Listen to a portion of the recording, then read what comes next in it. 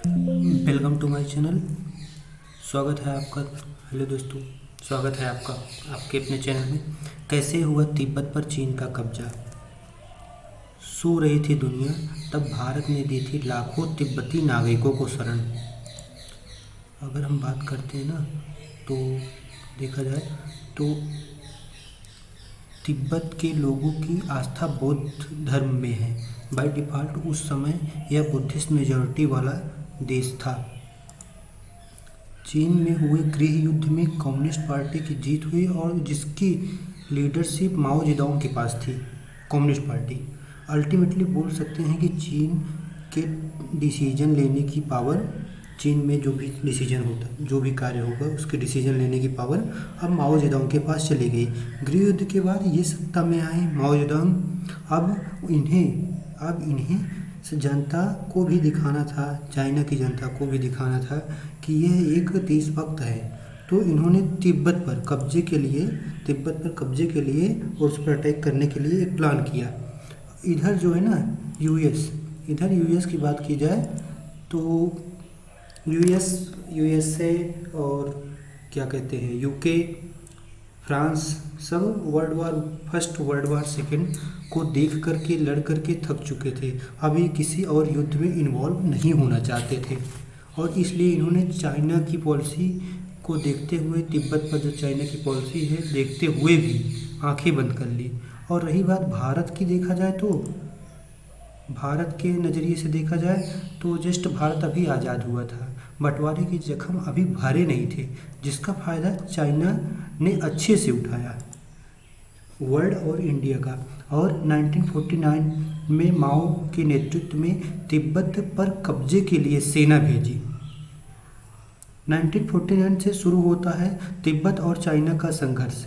यह संघर्ष military base था। तिब्बत पर पूरी सेना पहुंच चुकी थी तिब्बत पर अटैक करने के लिए। और 1950 के समय, ये 1949-50 के आसपास हुआ था। बट रियलिटी अगर देखा जाए ना, तो तिब्बत की जो सीमा है ना, इधर कम्युनिज्म था और इधर था कैपिटलिज्म, साम्यवाद, और एक इधर था कैपिटलिज्म यूके, और इधर रसिया था, आज का रसिया, उस समय का यूएसएसआर। ठीक है, इन दोनों के बीच में तिब्बत जो है ना बफर जोन का काम करता था, लाइक एज अफगानिस्तान में भी अफगानिस्तान और इस साइड यूके और उस साइड रसिया का पूरा इन्फ्लुएंस था। तो ये दो कंट्री जो है ना बफर जोन की तरह काम करती थी। तो यूएसएसआर और यूके के बीच में एग्रीमेंट था कि तिब्बत पर अपनी पॉलिसी हम लोग न्यूट्रल रखेंगे। तिब्बत पर यूएसएसआर और यूके दोनों की यही पॉलिसी थी, तिब्बत और अफगानिस्तान को लेकर के। बट 1950 में जब तिब्बत के साथ कोई देश नहीं दिया, तो तिब्बत के धर्मगुरु या तिब्बत के रूलर कहे जाने वाले दलाई लामा पर दबाव बनाकर, जिनकी उम्र महज 15 वर्ष थी, इनकी उम्र महज 15 वर्ष थी, और माओ जेडोंग ने इनसे 17 पॉइंट एग्रीमेंट पर साइन कराया।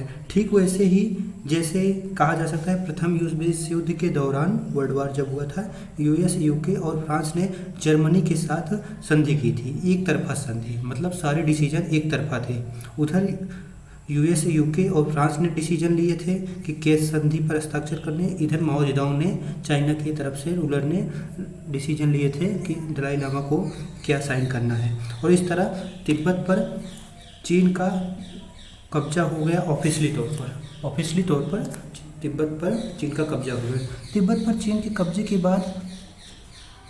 के बाद वहाँ के लोगों, तिब्बती लोगों पर माओ जेडोंग के बढ़ते अत्याचार, पीएलए के बढ़ते अत्याचार और से वहाँ के लोग दुखी थे, और ये आक्रोश बनता गया। और एक समय आया जब यह तिब्बत के लोगों ने विद्रोह कर दिया। बट अल्टीमेटली विद्रोह में चीनी सेना ने तिब्बत की संस्कृति उजाड़ दी और इन विद्रोह को दबा दिया, क्योंकि आफ्टर ऑल आर्मी होती है, ऑर्गेनाइज्ड होती है, डिसिप्लिन्ड होती है। किसी भी देश की आर्मी हो, उसे हराना संगठन या जनता द्वारा एक बहुत टफ डिसीजन होता है, टास्क होता है, और उसमें लाखों तिब्बती मारे गए। 1957 का एग्जाम्पल देखा जा सकता है कि आर्मी को डिफीट करना एक बहुत टफ टास्क होता है। और आगे देखा जाए अगर कि इसमें तिब्बत में लाखों बौद्ध मारे गए, बेचारे लाखों बौद्ध मारे गए।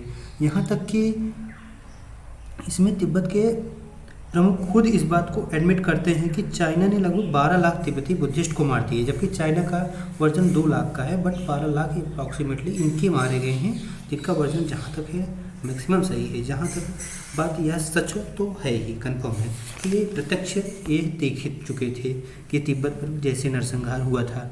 उस समय दलाई लामा इंडिया चले आए, जो आज के समय दलाई लामा उस समय के ये दलाई लामा थे, बुद्धिस्ट कल्चर को तिब्बत में था तो वो इंडिया चले आए।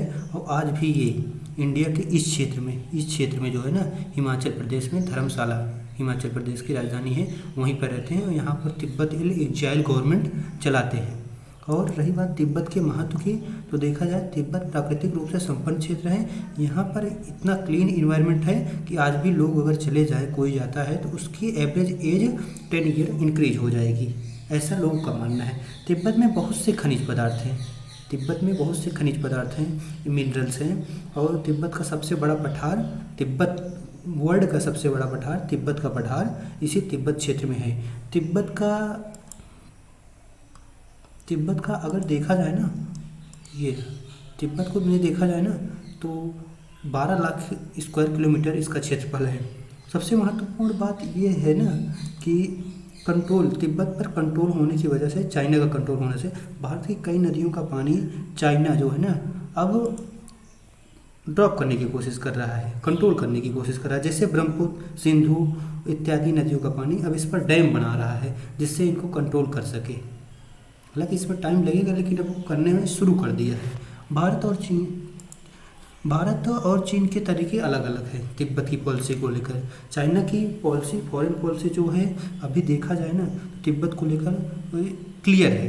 वो तिब्बत को अपना क्षेत्र मानता है। साथ में ही यहाँ पर जो ये क्षेत्र है ना अरुणाचल का, यह क्षेत्र अरुणाचल का है, यह भी साउथ तिब्बत का चाइना मानता है कि हमारा है, जबकि ये इंडिया के कंट्रोल में है इस समय, और तिब्बत चाइना के कंट्रोल में है, ये इंडिया का पार्ट है। और चाइना जो है ना, ये जो है जम्मू कश्मीर का पार्ट है ना, इसको भारत का हिस्सा नहीं मानता।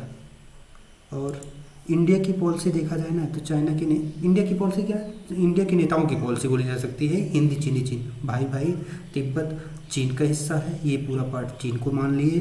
ताइवान एक बहुत बड़ा पार्ट है चाइना की, एक अच्छी खासी इकोनॉमी भी है इसको भी भारत के लोग उसको मानते हैं, चाइना का हिस्सा मानते हैं। वन चाइना प्रिंसिपल मानते हैं, पॉलिसी नहीं।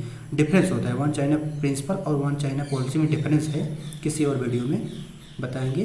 बट ये वन चाइना प्रिंसिपल मानते हैं, जो कि एक और आइडल है, चाइना की और क्लोज है।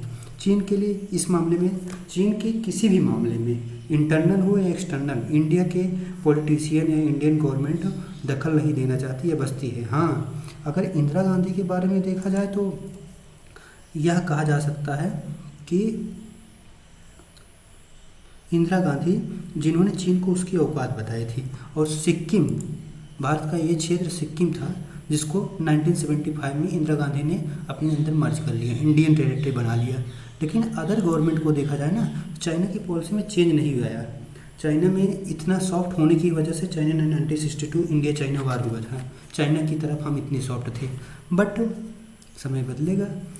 अगर इंदिरा को कुछ समय मिला होता ना, तो डेफिनेटली ये बात तो श्योर थी, चाइना पर लगाम लगाने का काम इंदिरा ही कर सकती थी। इंदिरा फर्स्ट एंड लास्ट थी। और आगे देखा जाए, कुछ कहा नहीं जा सकता कौन है कौन नहीं।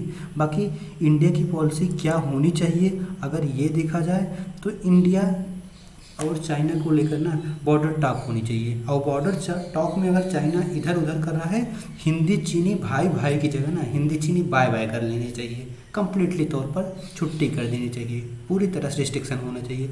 तिब्बत को देखा जाए ना, ये रहा तिब्बत को अगर बॉर्डर टॉक नहीं कर रहा है तो तिब्बत को पार्ट नहीं मानना चाहिए ऑफिशियली। अभी जो इंडिया मानता है अटल के समय से, उसे नहीं मानना चाहिए। अटल ने इसको मान्यता दे दी थी, ये ऑफिशियली है, अटल बिहारी वाजपेयी जी ने ये मान्यता दी थी, ये ऑफिशियली चाइना का पार्ट है, जो कि अब इंडिया को तोड़ना चाहिए क्योंकि सभी चीज़ें टूटती है। रसिया ने यूक्रेन पर वार किया, सब चीज़ें टूटती हैं, तो इंडिया को भी अभी ये प्रिंसिपल हटा देनी चाहिए।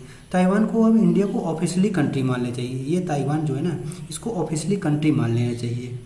जहाँ तक बात चाइना को पूरे वर्ल्ड की बात आई ना, तो जिस तरीके से ये एग्रेसिव भारत के बॉर्डर पर एग्रेसिव है ना, उस तरीके से इंडिया को भी करना चाहिए कि चाइना के कहीं भी मैटर हो ना, तो उस पर चाइना के लिए एक अप्रोच बनाए, फुल टू पॉलिसी बनाए, एक फॉरेन पॉलिसी बनाए चाइना को देख करके।